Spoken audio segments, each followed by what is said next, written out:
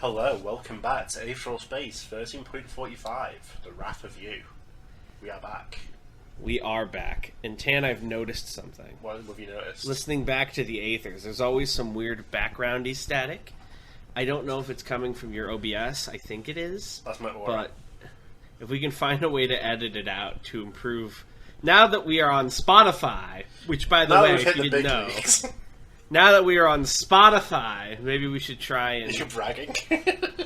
No, I'm not bragging. I'm announcing that you no longer have to listen on YouTube. You don't. If you have any... If there were any friends in your life who you couldn't get to listen to Aether because it was on YouTube and not on Spotify, I just want it to be known that we are now on Spotify.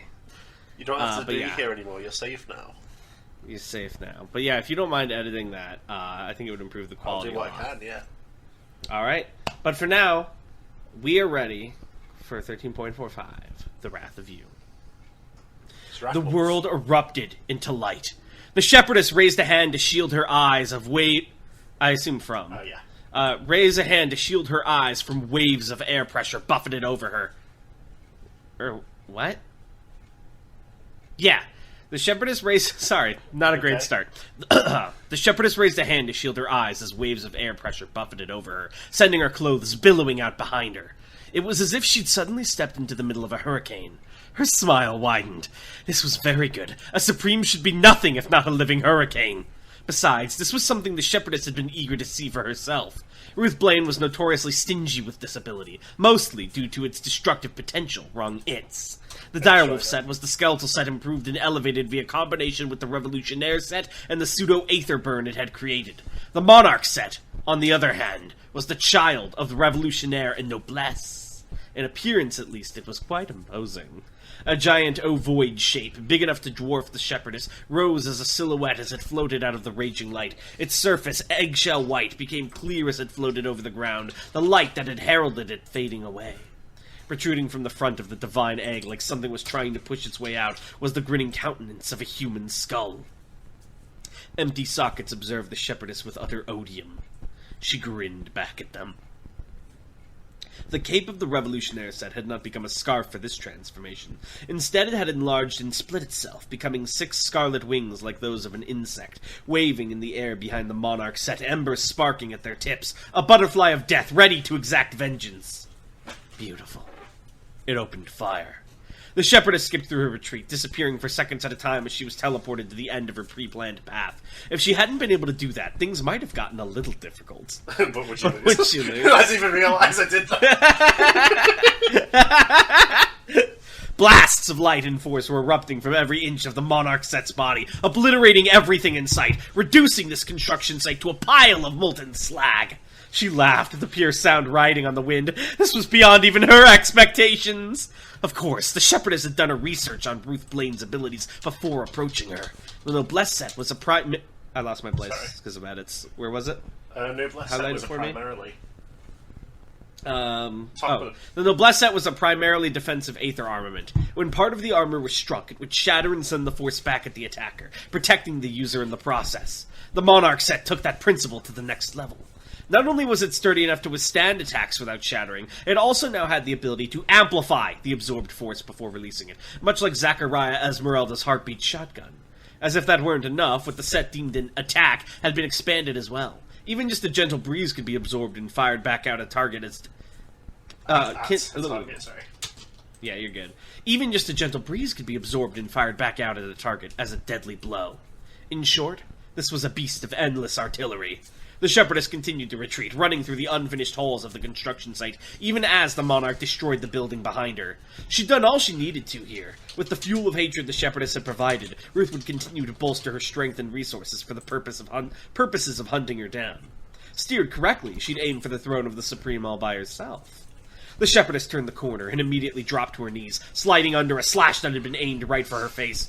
Accelerated movement allowed her to roll and rise to her feet before the attacker could turn to face her, but she didn't take advantage of that. Instead, seeing what had come after her, she just narrowed her eyes in glee.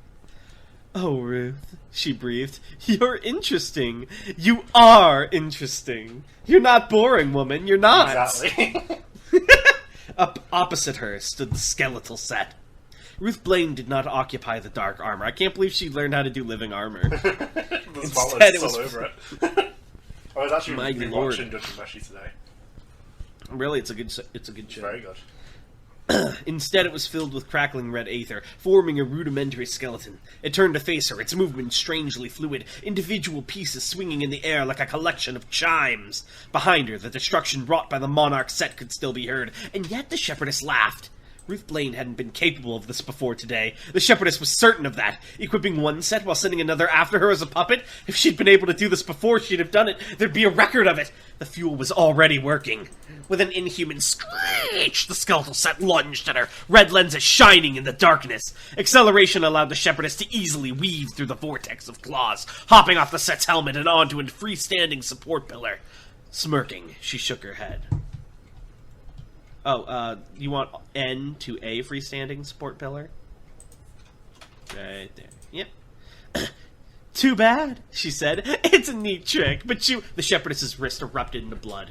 Immediately, her eyes flicked over to the fresh wound. Huh? She knew better than anyone that Ruth Blaine was in no state It's like, sorry, you can't touch my soul. She knew better than anyone that Ruth Blaine was in no state to be thinking clearly right now. Ruth shouldn't have been capable of observing the speed of the shepherdess's movements and adjusting her timing to compensate. She shouldn't have been capable of reasoning her way to a blow like that. So, she'd done it on instinct. Oh, the shepherdess thought. Oh, this is bad, actually. The wall exploded inwards as the monarch set found her again, an unearthly roar pouring from its skeletal visage as it continued its endless artillery. A wave of fire and debris approached at a rate that would have driven a lesser warrior to despair. Clutching her wrist in the instant before chronodissonance reverted the wound, the shepherdess leapt off the building and allowed herself to fall. Even then, though, she hadn't escaped. The skeletal set pursued her, running down the length of the building on all fours, claws digging into the wall and granting it purchase. It instead of its. The strategy Blaine had adopted in her delirium was a simple one. The skeletal set was clearly much faster than the monarch. So long as skeletal kept attacking, monarch could quickly locate its prey. Like a hunter and a hound, the shepherdess thought with more than a hint of pride. Still, I didn't expect you to go this far, Ruth. She'd completely lost sight of her earlier restraint. Far above, the construction site was Far above, the construction site was collapsing, supports obliterated by the monarch set's rampage. One of the massive building automatics toppled over and fell down into the streets below. Where would it land? Who knew? If this place was populated, would Ruth Blaine even have noticed? It was difficult to say. This truly was astounding, though. Had the shepherdess gone in a little too hard, killing all three of Ruth's friends at once? Should she maybe have staggered them for a more progressive breakdown? Ah, well, whatever. What was done, even for her. She'd just have to deal with the consequences. She manifested her crook, froze it with chronodissonance, and kicked off it to launch herself off. At least that was the plan. At the last second, the skeletal set shot towards her, abandoning its legs for a burst of speed and slashing at her again. She was sent flying off course as she blocked, zooming towards a nearby street. Her eyes flicked over to it, scanning the battlefield, a row of cheap diners and convenience stores. It was pretty sparse this time of night, but of course there were still some pedestrians around. That was fine. She knew what precautions to take. 1 second. In a single second, as the shepherdess recorded the crook and returned it to her grip, she made her preparations. The physical appearance of Aether, the colored sparks, were quite interesting. Over the course of her 1,000 years of life, the shepherdess had investigated many curiosities, and the sparks... and the sparks, of course, had been one of them. However, she'd never found mysteries nor answers behind their appearance. As far as she could tell, they were nothing more than a visual marker to indicate Aether usage. Some Aether ticks changed the sparks to flower petals or things like that, but that was basically it. She'd found no great bounty behind the sparks themselves, but manipulating their focus was another story. The shepherdess surged her Aether, focusing the sparks until they coated her face, concealing her identity from view. An Aether mask, a technique of her own creation. So long as she recorded her costume, there was no confirming that this was an appearance of the shepherdess. She crashed through the window of the diner, glass slashing and slicing at her skin as she passed through. Chronodissonance was able to near instantly revert the wounds, of course, glass pulling itself out of her skin as she began her landing, but the pain remained. That was fine. Pain was what allowed you to learn. Wait a minute. So she's like, what's her purpose here with the Aether mask? So people can't see her face. Oh, because she's like secret. Yeah. Ooh. Pain. Oh, because I imagine people would recognize her throughout Yeah. history if she was on cameras. Pain was what allowed humans to learn. Her back thumped against a vending machine. Cans of meat. Sorry. You actually added it? Yeah. You're so nice. Her back thumped against a vending machine. Cans of Meep Cola spraying out in the air around her. How many references are there? Well, she smashed into a diner. I thought, I'm only going to get this one chance. The waitress screamed, dropping her tray, the plate smashing on the floor. An anomalous writer looked up and said, "Check, please." There had been only one patron in the diner, and the shepherdess had pulped him on the way in. He was still a few seconds from death, but she decided there was no benefit in rewinding his injuries. She had to prepare for the enemy. The window finished rewinding, unbreaking itself, and then the skeletal set shot through it, breaking it again. The shepherdess met its attack with one of her own, tossing a hail of cans at the living armor. It simply weaved through them, of course, but then she rewound the projectiles with chrono-dissonance. They pelted against the back of the set like bullets, lodging in the empty armor. At that point, immobilizing it was just a matter of hitting pause. She pointed her crook at the suspended skeletal set, ignoring the screams of the waitress. Ordinarily, she wouldn't go so far as using it here, but she wasn't entirely sure how much it would take to bring down a set without a person actually in it. Destroying the armor entirely was a safe bet. "Test Armament 1, she intoned. "Seal release. Authorization of Rory." The weapon changed in her hand, the appearance of a crook falling away like a snake shedding its skin, until the Aether armament was a simple white stick, perfect and stark in its geometry. Chrono-dissonance ran through the weapon just for a moment, accelerating the charging up period, and she let it loose. Space was disemboweled. A sheer wave of destructive force blasted out from the tip of the stick, annihilating everything in its path. The skeletal set was ripped out of existence. The street outside was ripped out of its existence. Hell, most of the building was ripped out of existence. All that remained of the waitress were her smoking, severed legs still standing. The shepherdess strode through the ashes, twirling the armament in her hands. The stick, it was called. Ah, very simple. I'm curious, by the way, if you don't mind me interrupting here real quick. Because you also mentioned, like, flawless geometry and, like, a stake-like shape with the Stake of Judgment. Is there something to that? Is, like, perfectly concentrated Aether take, like, a special shape, like rod-like? It's generally more based for utility for anything else, so they don't bother with, like, a fancy appearance. Oh, okay. It's like making a video game, like a model for a video game. The simplest polygon Exactly. to do the job. One of the first two Aether armaments in existence, created by the man who'd later become the Third Supreme, Granba the Godsmith. He'd been only too happy to give his prototype to an old friend from the Revolution.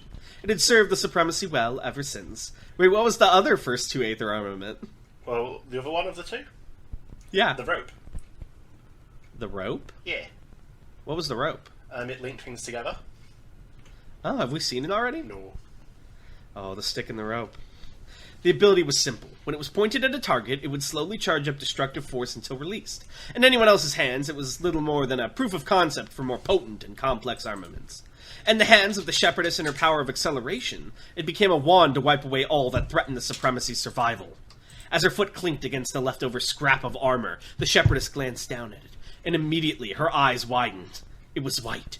This wasn't from Skeletal Set at all. It was from Noblesse. They'd swapped places? The power of the stick had been too much for Noblesse to reflect, but even so, that meant the dire wolf set lunged out of the smog, claws aiming for her throat. It had been manifested improperly, the shape warped and malformed by rage, but if anything, that only made it more nightmarish. The helmet, jaws extended so that it resembled an alligator more than any kind of wolf, was... Sorry, your name's in the way. Sorry, give me a Was second. twisted.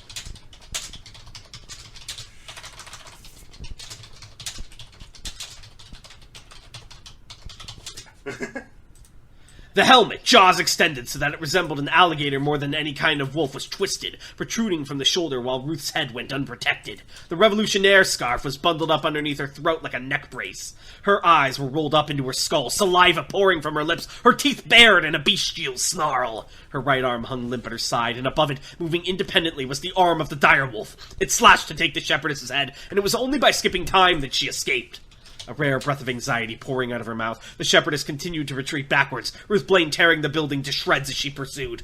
They crashed out of the back of the diner into the alleyways beyond, the shepherdess rapidly skipping up a fire escape to get to the high ground atop an office building. As she landed on the brickwork, she took a moment to compose herself. This was more intense than she'd expected. She'd brought additional armaments and resources just in case, but she hadn't expected Ruth Blaine to have advanced so far so quickly. From the looks of things, she was barely conscious right now, but she was still fighting with enough proficiency to put the shepherdess on the back foot. Her heart danced with excitement at the potential on display. But still, it was time to end this. Ruth Blaine had become stronger, to be sure, but she'd forgotten her restraint. Charging in recklessly after the shepherdess like this was just inviting disaster. She'd have to leave a permanent scar to remind her of that. Recording the stick, the shepherdess bared her fingers like claws, pinpoint aether broiling around her fingernails. Losing an eye ought to suffice. The second Ruth arrived, she'd carve away at that face of hers. It was almost a shame, but good education was a bloody affair by nature. With a flash of red, Ruth leapt up onto the building. With a flash of pink, the shepherdess lunged forward. With a flash of green, a hand squeezed and crushed what it was holding. "Miracle tag," said Roman Hitch. "Attack." Oh, shit! Oh, no! I mean, oh, yes, but, oh, the shepherdess is fucked. Oh, my throat hurts, though. I need cool... Can you handle this? Sure. Lightning crashed down and struck the shepherdess directly, sending her flying backwards, crashing into the wall there. She gasped a breath and smoke poured out of her mouth, watering her eyes. What had just happened? How had she been snuck up on?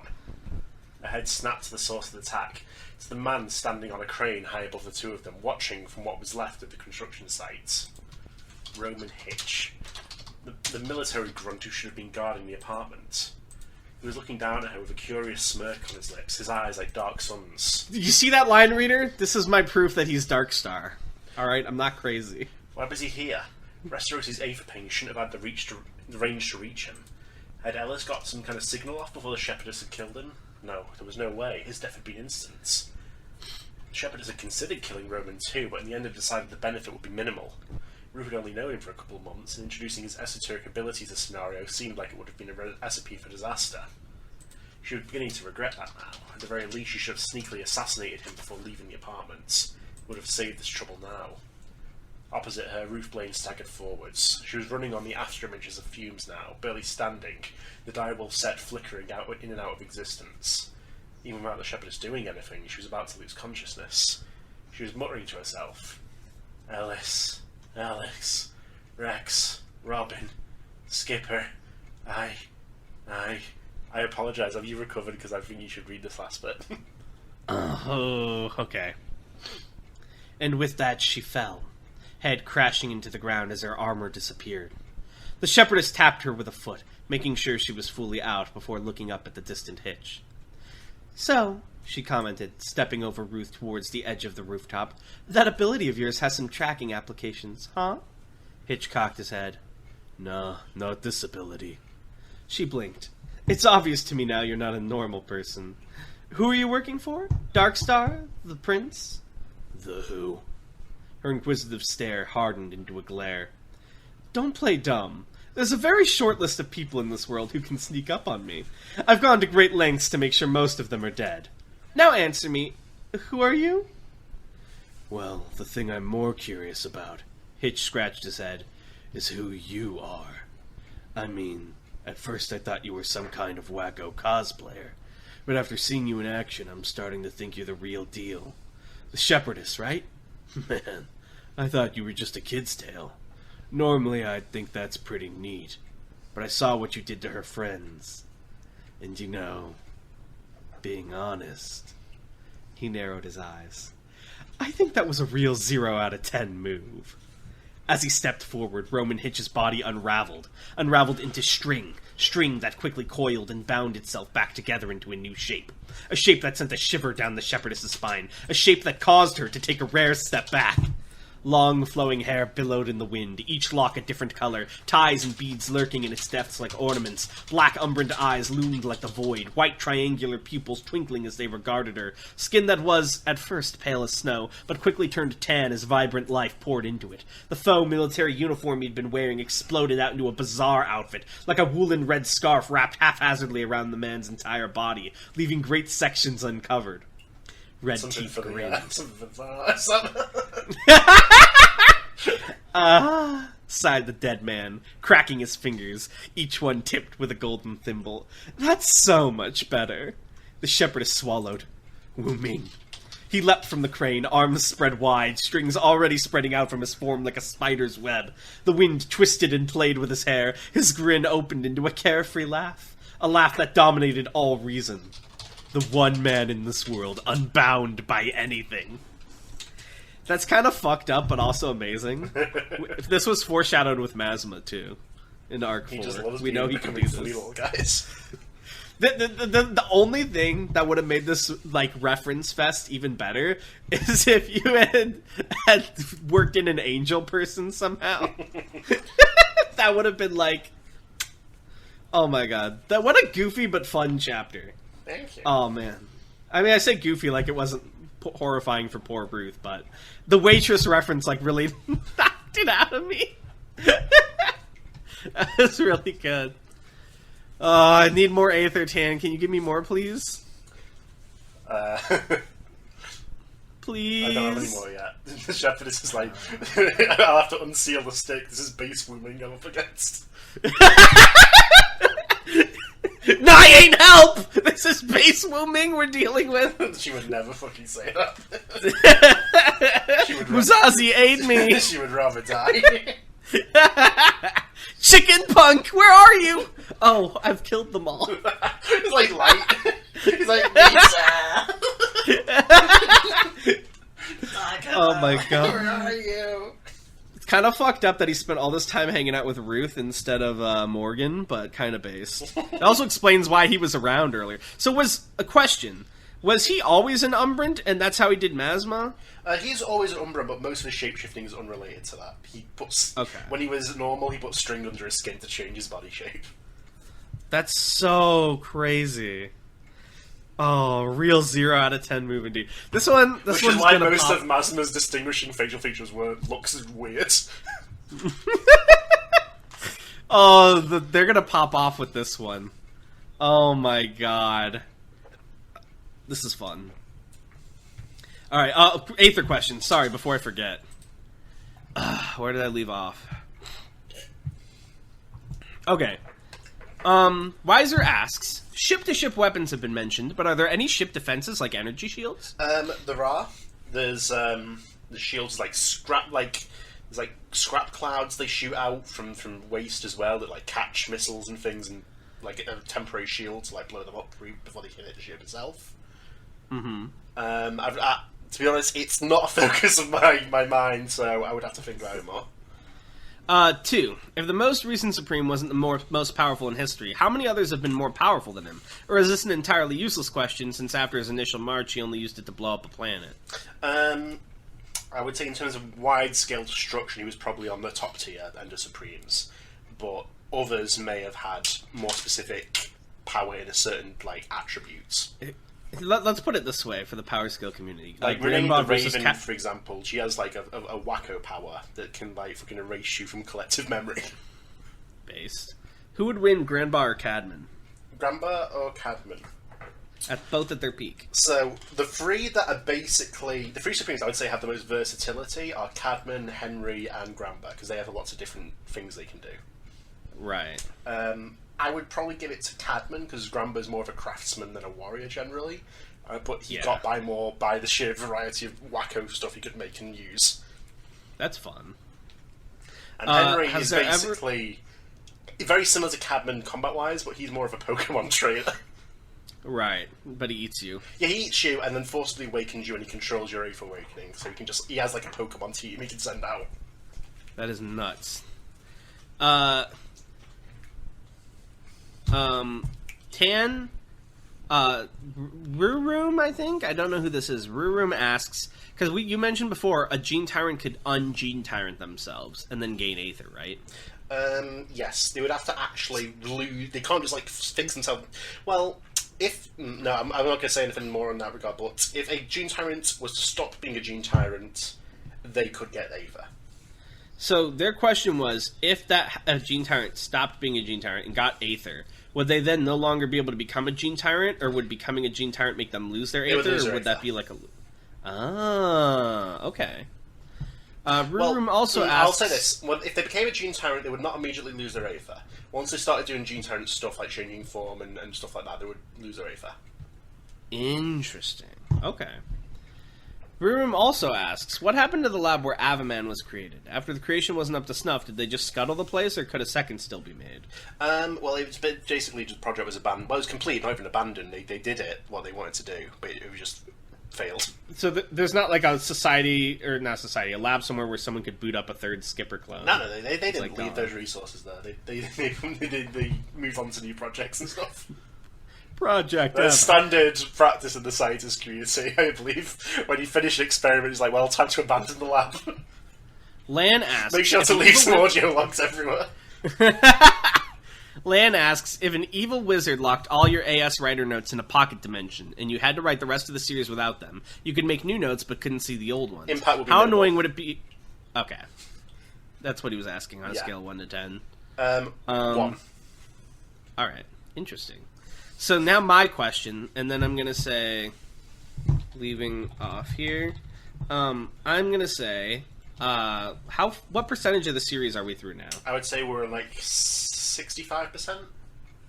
Ooh, I was right on the money. I said 60 to 70 when people asked. Yeah. Fuck. Oh, man. I would say, based on my current outline, after this there will be 5 arcs of varying length. So you can't really gauge the length of those arcs and the length of the story, but that's how many arcs I would say, unless I change my mind in a drastic way. Okay. I would say maybe 5 arcs and epilogue, actually, so 6 arcs. Alright. Well, thank you. 5 arcs and an epilogue. God damn! Oh, how long is this arc going to be, though? How many This parts? is going to be, without question, the longest arc. How many parts?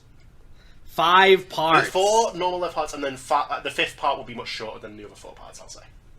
Okay. Well, thank you guys for watching, and we'll see you next time. This is like become a Q&A all of a sudden. Yeah, bye! Bye!